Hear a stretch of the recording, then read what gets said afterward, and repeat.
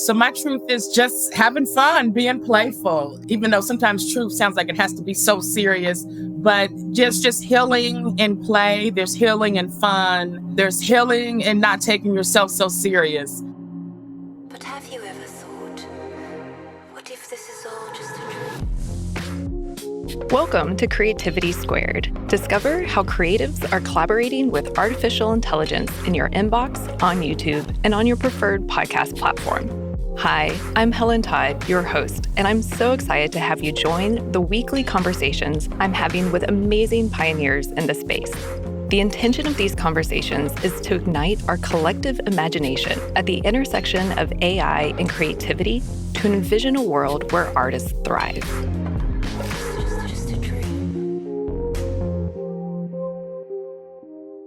For the second year in a row, Creativity Squared is proud to partner with ArtsWave to amplify the phenomenal artists and grant recipients selected for this year's ArtsWave Black and Brown Artist Program. Today, enjoy part 3 of a 3-part special series of interviews with the artists featured in the program's Truth and Innovation Artist Showcase. You'll hear about their work, the world they want to live in, and their truth expressed through their art. My name is K.A. Simpson. My name is Anupama Mirle. My name is Stern-Enzi. The Showcase's visual arts exhibition is open through August 8th at the Clifton Cultural Arts Center.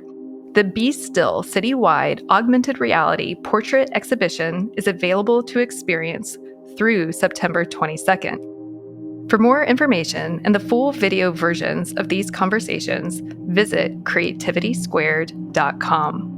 From episode 9 on the show, Janice Liebenberg, who served as the Vice President of Equitable Arts Advancement at ArtsWave, shared. And so a blueprint for collective action includes that the arts bridge cultural divides. And that is, so key for us as we invest in the arts and how we schedule our programming and how we just feel that the arts can bring people together. No matter what divides us outside of the arts can bring us together. Creativity Squared is a proud partner of ArtsWave, and because it's important to support artists, 10% of all revenue Creativity Squared generates goes to ArtsWave, which is a nationally recognized nonprofit that supports over 150 arts organizations, projects, and independent artists. This year's theme is Truth and Innovation, and I had the great honor of interviewing the artists on what the theme means to them. I'm inspired, humbled, and grateful to share their stories with you. The intention of these interviews is to give these talented artists another platform to share their art and the truth expressed through it, as you never know what ripples will turn into waves. If you're interested in working with, featuring, or supporting these artists, please don't be shy about it. With that, here are the vignettes of our conversations. Enjoy. I am Jori Cotton from Cincinnati, Ohio, founder of Voices of Healing, Workshops and Consulting. I just come to Earth to just bring some warmth and some kindness, but I'm also a licensed social worker, spoken word poet, and I facilitate creative wellness workshops and do consulting. And I am a proud recipient of the 2024 Black and Brown grant with ArtsWave, and I am so grateful for this opportunity. It was really a creative, personal journey, so I'm so grateful. My project was Black women connecting to our inner child and finding our joy and freedom. So the project ended with a guided spoken word meditation, connecting to our inner child and finding our joy and freedom. So rediscovering our joy and freedom. So the piece I put together, it's a guided meditation. So it took you through relaxing yourself, getting your breathing together, just getting into a comfortable position, and then just taking the listeners on a ride of just recalling how they felt when they were a child, some memories from when they were a child. And then I didn't want to spend too much time on like any darkness or trauma that may have taken place, but just having the audience recall enjoyable moments from their childhood, things that they wanted to be, things that they enjoyed doing. And then it also just included just forgiving themselves and just others. So it was a lot of fun to do, to put together. It was great to just get some feedback right afterwards from people in the audience saying that they really enjoyed it. It really touched them. So that's kind of how that went. I provided workshops for a group. It was called the Transitional Healing Journey. And so I provided inner girl workshops with Black women ranging from the ages of 25 probably to about 65. So they were going through like a 14-week transitional healing transformational journey. And I did the inner girl writing series. So just working with those women over the course of the weeks, doing different writing activities and sharing our thoughts on our inner child and healing our inner child. So I would open up the groups with meditations. And so that's kind of how the project transformed into me writing my own meditation and just opening me up to just write more meditations. And I'm looking forward to putting together an album of like a meditation kind of series for people to just be able to participate in. So I gathered, I put my project together just from working with a group of women in Cincinnati as we just explored our inner girl and did some inner girl healing. Truth and innovation, for me, it means authenticity. And a lot of times our most authentic person is our inner child before the world got to us and people's opinions and then school and then parents and then people telling us who we should be. So I think that's the truth. And then just being innovative and just coming up with different ways, fun ways to just connect to our inner child. It's been the buzz. I've been doing inner child work probably for the last 10 years, just been looking at the idea of inner child. But now it's just really like a buzz. So I just wanted to give people a quick way that they can kind of tap into their inner child as they begin their journey, or just being intentional about connecting to their inner child throughout the day, even if they're working a high-powered job, leadership job, they're on the move, like they can still have fun with it. So my truth is that I'm just fine, that it's okay to just be playful, warm, funny. It doesn't have to be serious all the time. So my truth is just having fun, being playful, even though sometimes truth sounds like it has to be so serious, but just healing in play. There's healing in fun. There's healing in not taking yourself so serious. That's one of the things I talked about, because healing can get so draining. It's like, I didn't heal myself. I feel sicker than I was. So and sometimes you just have to get out of all of that and just have some fun, do some things before everything got crazy. So go play Connect 4, go play at the park, just do fun things. It's okay. It's okay. So I think that's my truth. And that's something, like I'm in my 40s, like, okay, I'm a grown up now, but I'm like, hey, I like this. I don't want to grow up. Just like we used to hear growing up with the Toys R Us, like, you know what? I get it now. I get it. Who said we have to? I would love for people to walk away after hearing my piece is to forgive yourself for betraying yourself. Sometimes we can be so hard on ourselves for things that we just didn't understand while it was going on, how we process things. So just forgive yourself for betraying yourself and just incorporate fun into your day. Just incorporate play and fun some kind of way into your day. Well, what is it about meditation? Let's see. I probably started really getting into meditation 2018 and whatnot. I would listen to like guided meditations on YouTube, some meditation music without words, and some meditation music with binaural beats. And my thoughts were like, I can't figure it all out. I need to give my brain a rest. So I just needed to just let go of my mind and just like go to sleep. I would go to sleep to meditations and let all the things work itself out while I'm sleeping. So it's just I just see how it's changed my life for the better, just calmer, more relaxed, just getting in touch with myself, really connecting with my soul. I think that's what meditation, one of the biggest things meditation has done for me, is just really connecting with myself, quieting my mind and connecting with myself. And realize, like, you're not your thoughts. It's so hard. They tell you, you're not your thoughts. Like, what do you mean? They're coming in like crazy. They got to be mine. So I really like the idea, like, oh, they're not mine, these crazy ideas. So that's, so I really enjoyed that. Even though it's an exercise, it's a work, just letting go of thoughts. But that's been really life-changing for me. And I look forward to just growing more into it. Like I said, creating my album, so that the public and different groups can partake, or individuals. So I'm excited to continue doing that. I will be posting them on Instagram and then my YouTube channel. So my Instagram page is Voices of Healing by Jori. So you can add me there and stay tuned for recorded meditations.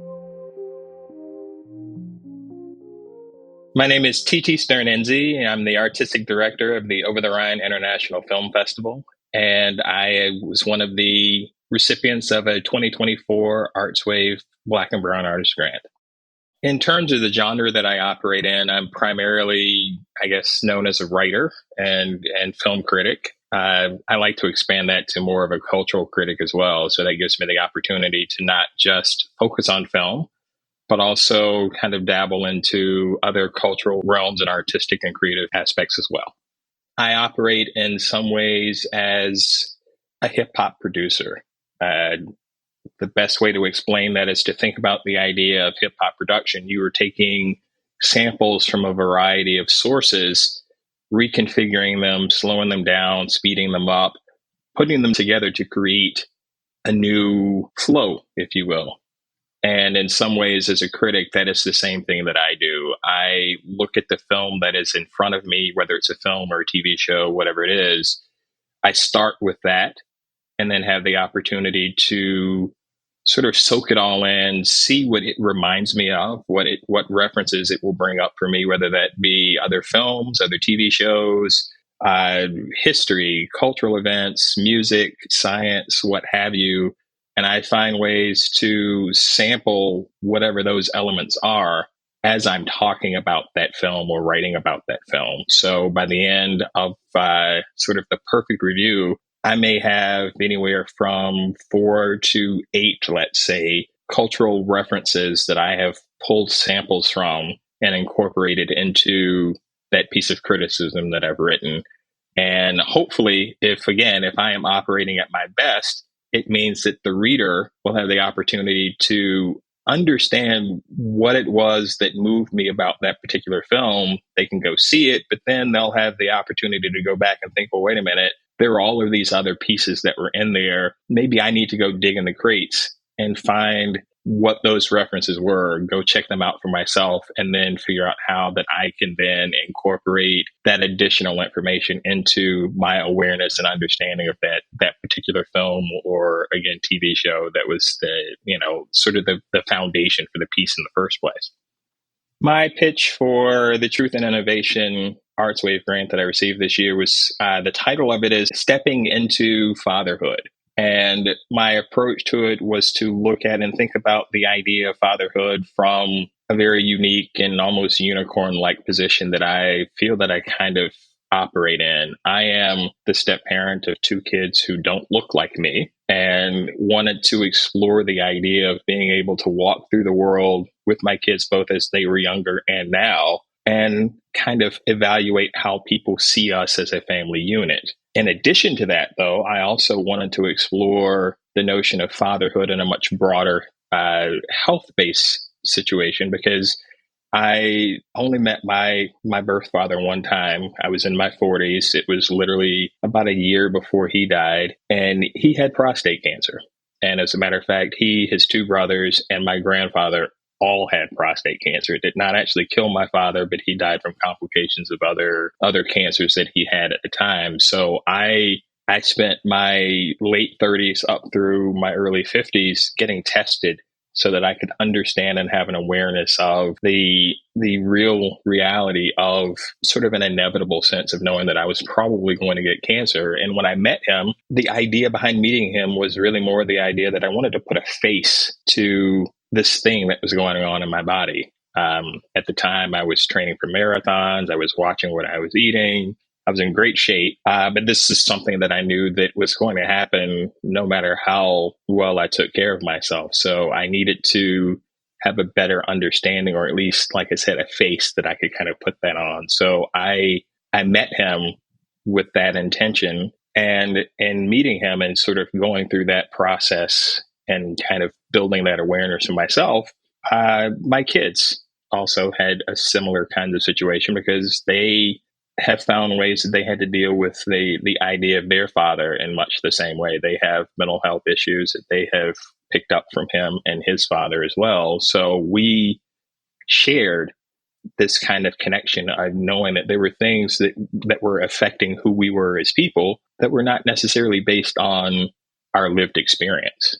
So I enjoyed, if you can imagine that, the idea of kind of sharing that journey with my kids and us kind of talking through what that meant for each of us as we were trying to define who we were as people and who we were as a family. My final essay was one that involved sitting down and interviewing both my kids and my two brothers, which gave me the chance to have very intimate conversations with them, not just about fatherhood and potentially my role in their lives, but just fatherhood in a broader sense. My kids, my son and my daughter talked about, yes, my relationship with them, but they also talked about their relationship with their own father and the differences between the two of us and how we've all been able to move forward together. In the case of my brothers, we all had very different relationships with our father. My father, my pops, as I used to call him, was my step parent. He came into my life when I was 20. In essence, I didn't really need a father at all. My youngest brother is adopted, and pops was in his life, his entire life. So there's this interesting range in terms of how we all connected with him and our relationships with him.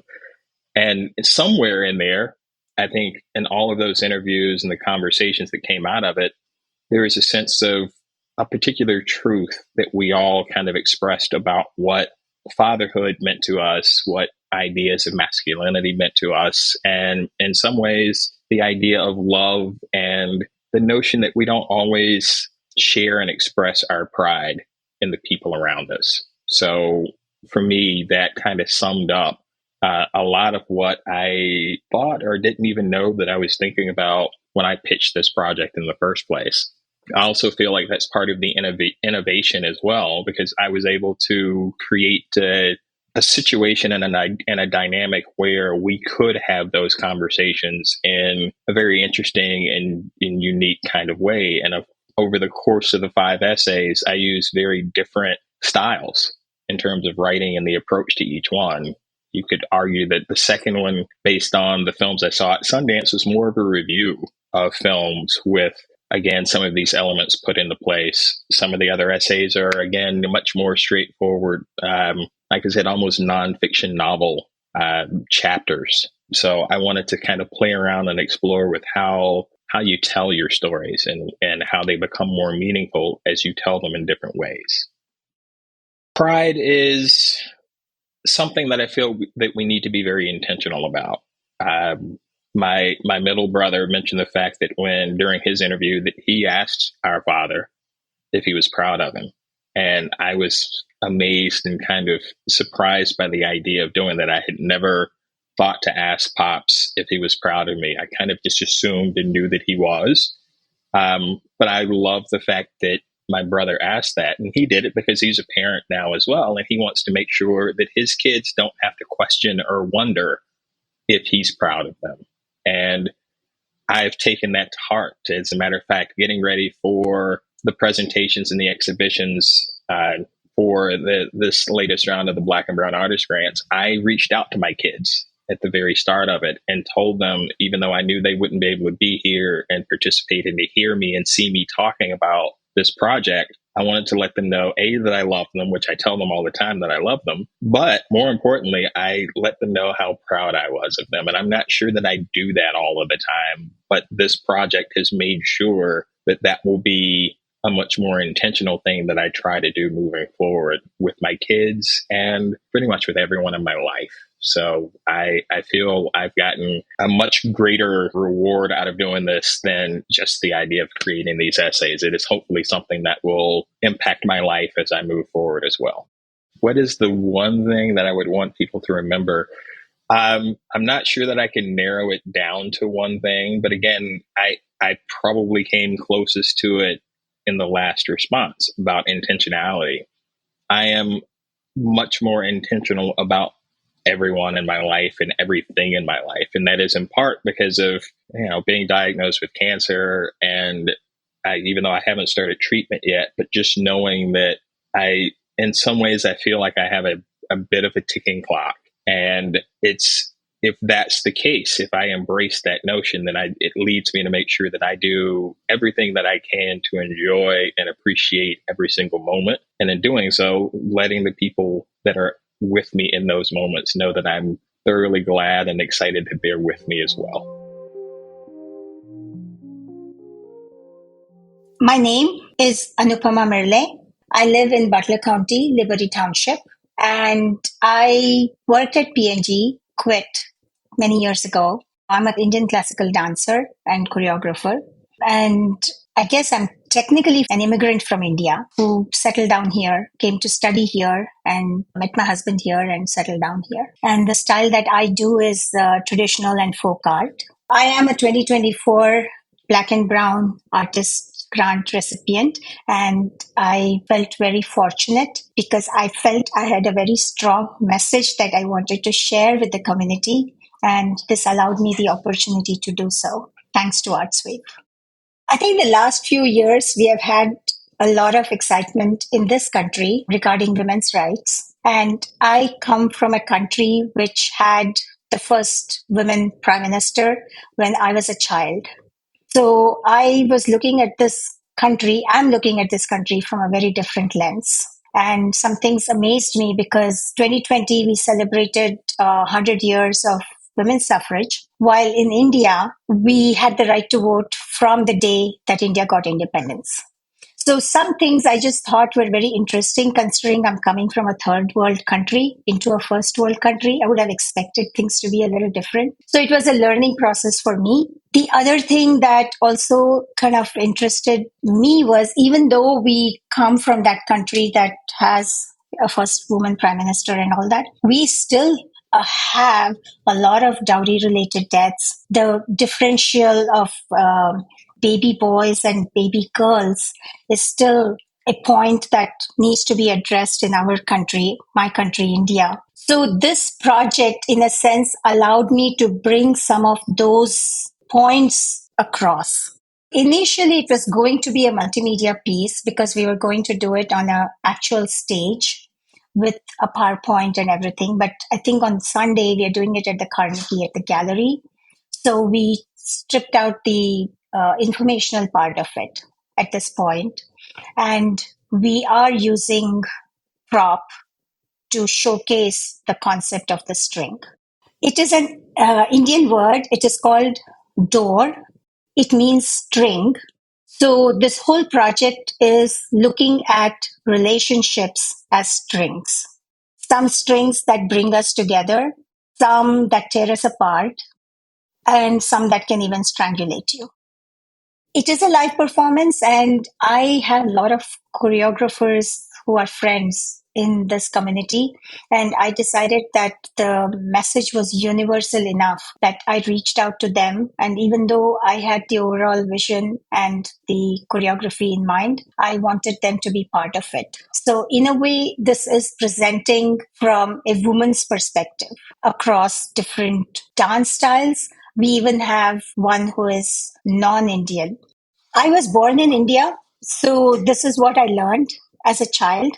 And as I grew older, I realized that this is a vocabulary that I could use to basically showcase my thoughts. And that is what I have found as the freedom in this style. And that's why I like it, and I do experiment with it. Sometimes I'm probably more on the outside fringe than people are comfortable with, but it's something that I like to just dabble with every once in a while, even though I do heavily classical pieces.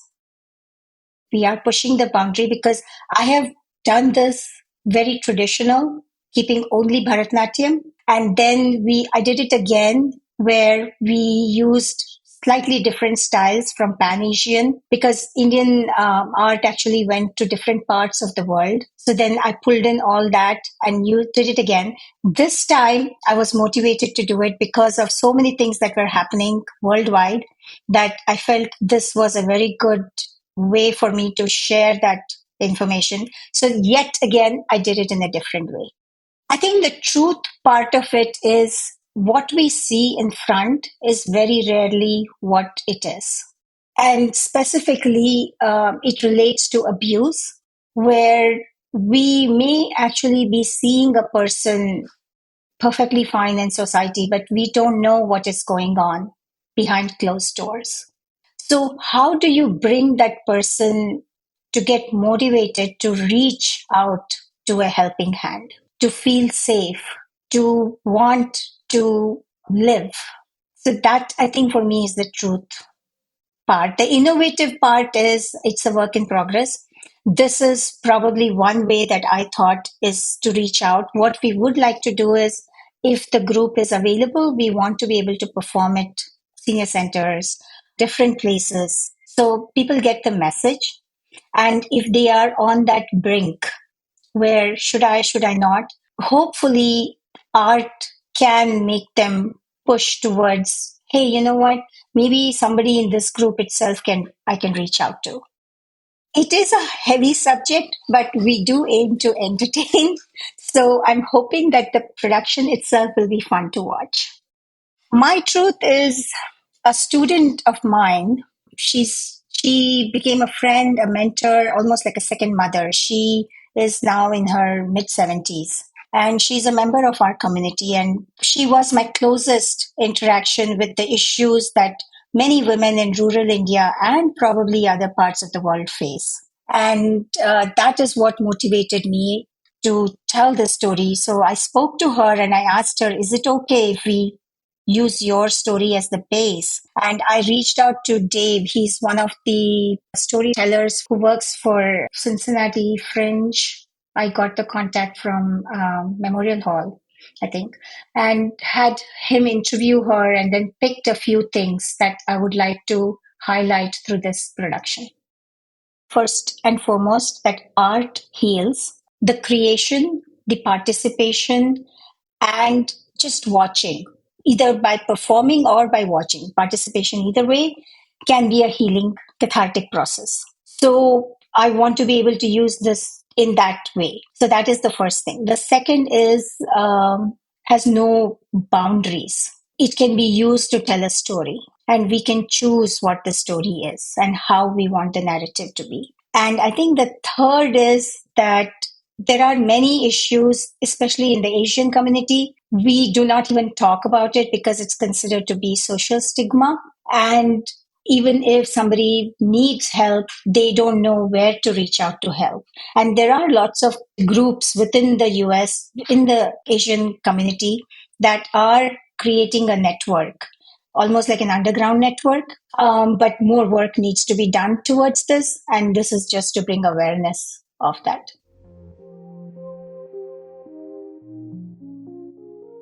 My name is K.A. Simpson. I'm a creative. I'm an author here in Greater Cincinnati area. I live in Northern Kentucky, born and raised. I received a grant through ArtsWave, through their Black and Brown Artist Initiative, to write the book Flipped, which talks about the special places and great places in Greater Cincinnati and those Black narratives in those spaces. So I am born and raised Northern Kentuckian. My great-grandmother came here with her family when she was 5, back in 1905, and pretty much was born, raised, and died in the same house on Saratoga and Newport, Kentucky. So what that means is that every time I walk out the door, it's a family reunion with somebody. It's like, hey, Kareem, how's mom doing? It's like our entire family has grown up in and around this area. So my love of history actually came from my mom. Because when we would go driving around as a child, middle school or elementary school age kids, she would tell me about these spaces that we would pass on just to pass time, these spaces, buildings, areas of the city. She talked more about those Black and brown faces that made those spaces great. So she put that love of that in me. And then kind of growing up, you go to school and you get the more quote unquote traditional education. And I didn't see the same stories that I heard growing up. I didn't see them being manifested in like my history books or what I learned at school. And so when I started to write, I wanted to make sure that those Black and brown faces were the center narrative. So I started my artistic journey by writing a book called Chronicles of a Boy Misunderstood, which is fiction, but it's historical fiction, and it takes place here in Greater Cincinnati. And so I used those stories that my mom told me, or kind of fictionalized them, and put a gay Black male at the center of each of the 4 stories in the book. So that's where it started. And then it kind of manifested into a little bit more of a historical context, because as I grew up, I still didn't hear those stories that I heard about growing up. And I wanted everybody to know about them. And it wasn't necessarily about my family. It's just the stories that were passed down from my great-grandmother, my grandmother, and my mother. And I just wanted to make sure that they were memorialized in some way. So the title of my book is, like you said, it's the same title of the podcast, and it's called Flipped. And I named it that because I wanted to flip the narrative. I wanted to flip the kind of, when we think of history or the traditional context of history, at least in Northern Kentucky, has been kind of history that kind of left out the Black and brown faces that made that history or was part of that history. So I wanted to flip the narrative and make sure that to incorporate, not to downplay anything that we've already learned, but to incorporate and add that historical context that was experienced by the Black and brown people of Northern Kentucky and Cincinnati. The theme this year with ArtsWave was truth and innovation. It's had a couple of different names over the last few years, and it's always kind of transcend to moving forward. So when we think about innovation, this is kind of looking forward, making sure, like, what are we going to do? We've kind of had some time to think about a lot of things, to reflect. And now we need to take that reflection. What have we learned from that reflection and move forward?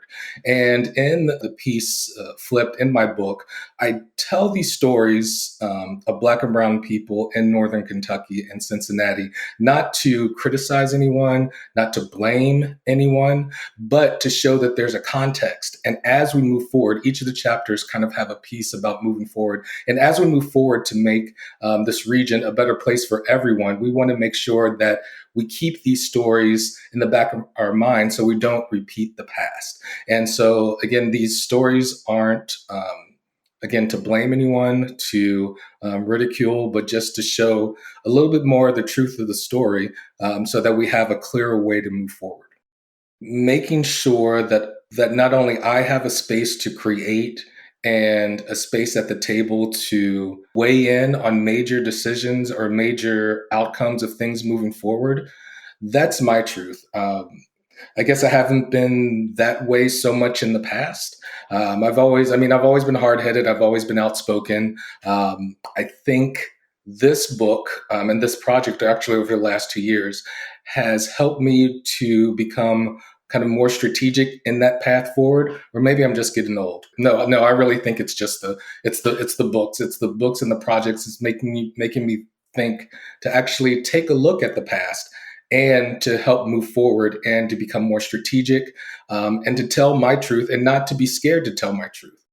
I think growing up in Northern Kentucky, it's very different than growing up in Cincinnati, and you might not think so just because we're right across the river, but the population of Northern Kentucky, the African-American population, is considerably less than the African-American population in Cincinnati. So Northern Kentucky, average, it's about 7%, and that's being generous. Cincinnati, African American population is about 35, 37%. So finding your space as a Black man that lives, identifies as queer here in Northern Kentucky, it ain't easy.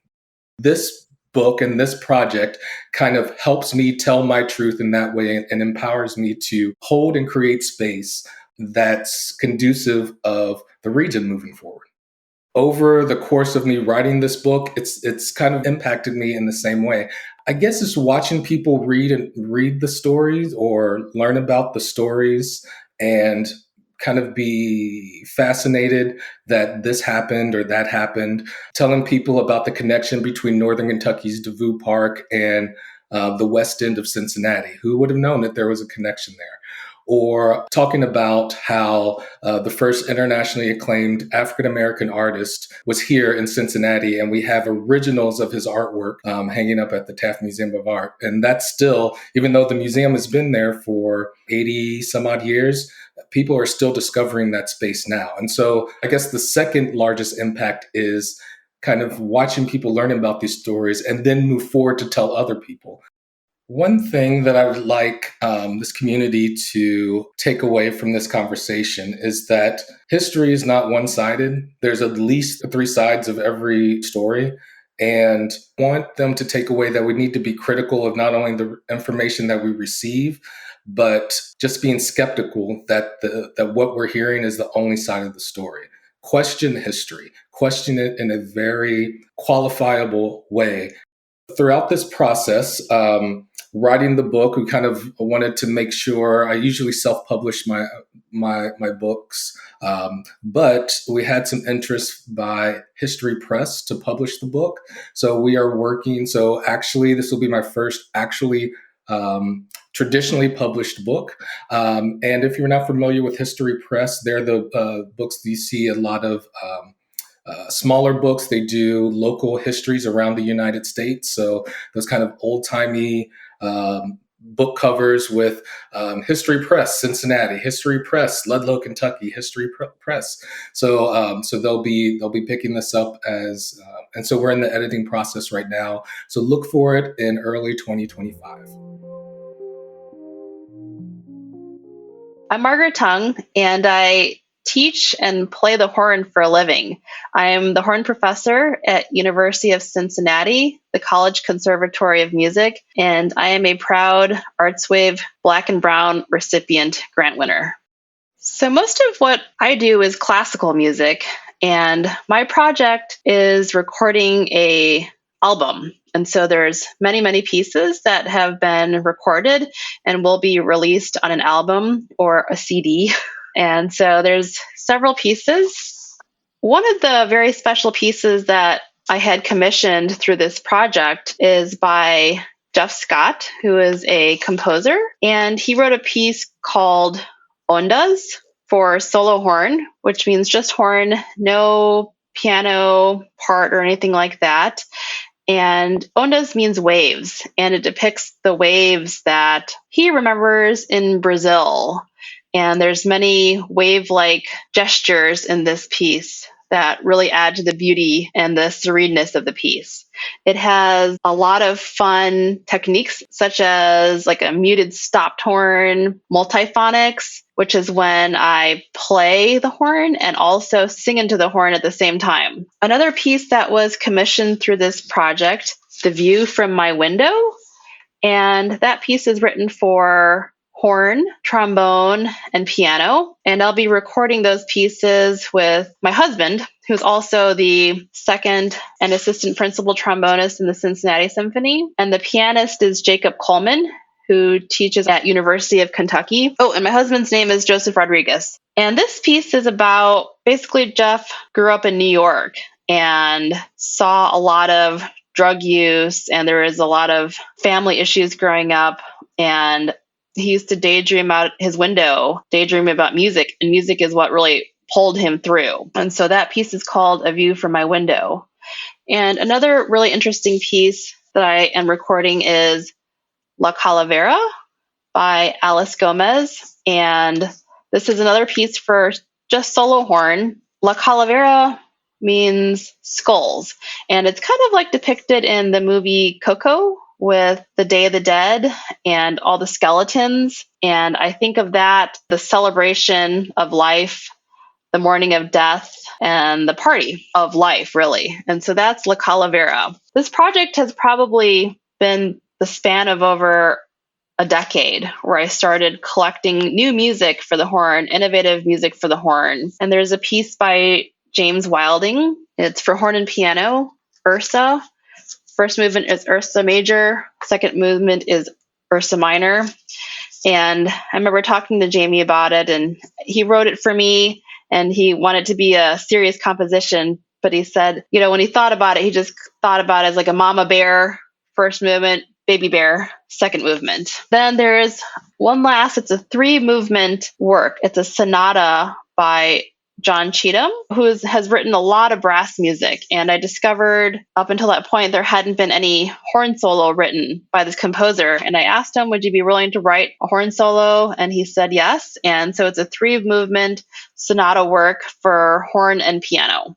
It will be released this spring or summer is the plan. And so going through all of that. So right now I've recorded everything, and it's been a real learning process for me. And so you record all the music, and they might be in smaller chunks. And so the recording engineer puts them all together, and you go through several rounds of edits to make sure that it's seamless and that we're not missing any details to the music.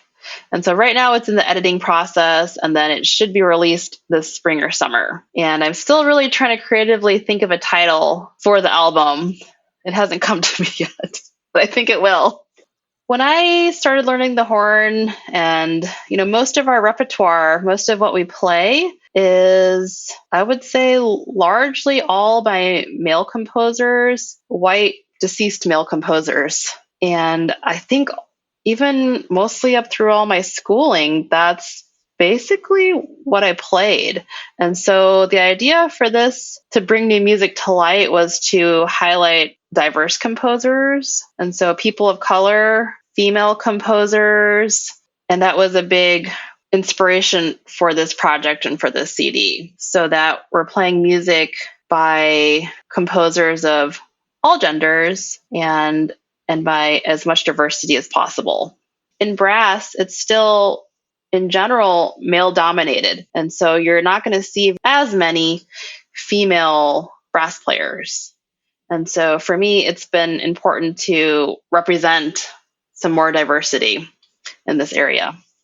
I'm hoping to give the audience new music to listen to and to possibly play if they're horn players. And some of it is quite challenging, and some of it is really accessible. And so different levels of horn music that can be played by varying composers. And some of them are completely new pieces, world premieres, and some of them have been around for a little bit, and it's just I really enjoyed the music and wanted to record it as well. Classical music is fun, and it can be accessible by all. And it's not something that needs to have a barrier, and that it is a great art form that is accessible. Since this was an ArtsWave grant, I wanted to use as many Cincinnati people as possible. And so the recording engineer, Joel Crawford, he works for the Cincinnati Public Radio. And through that, he works with the Cincinnati Symphony Orchestra. And he's been amazing to work with, has done such a great job. And then also the trombonist in the recording is Joseph Rodriguez, and he plays in the Cincinnati Symphony Orchestra. A lot of Ohio highlights. Jeff Scott, at the time, was teaching horn at Oberlin Conservatory, which is in Ohio. And also Jamie Wilding is on composition faculty at the University of Akron. Thank you for spending some time with us today. We're just getting started and would love your support. Subscribe to Creativity Squared on your preferred podcast platform and leave a review. It really helps. And I'd love to hear your feedback. What topics are you thinking about and want to dive into more? I invite you to visit creativitysquared.com to let me know. And while you're there, be sure to sign up for our free weekly newsletter so you can easily stay on top of all the latest news at the intersection of AI and creativity. Because it's so important to support artists, 10% of all revenue Creativity Squared generates will go to ArtsWave, a nationally recognized nonprofit that supports over 100 arts organizations. Become a premium newsletter subscriber or leave a tip on the website to support this project and ArtsWave. And premium newsletter subscribers will receive NFTs of episode cover art and more extras to say thank you for helping bring my dream to life. And a big, big thank you to everyone who's offered their time, energy, and encouragement and support so far. I really appreciate it from the bottom of my heart. This show is produced and made possible by the team at Play Audio Agency. Until next week, keep creating.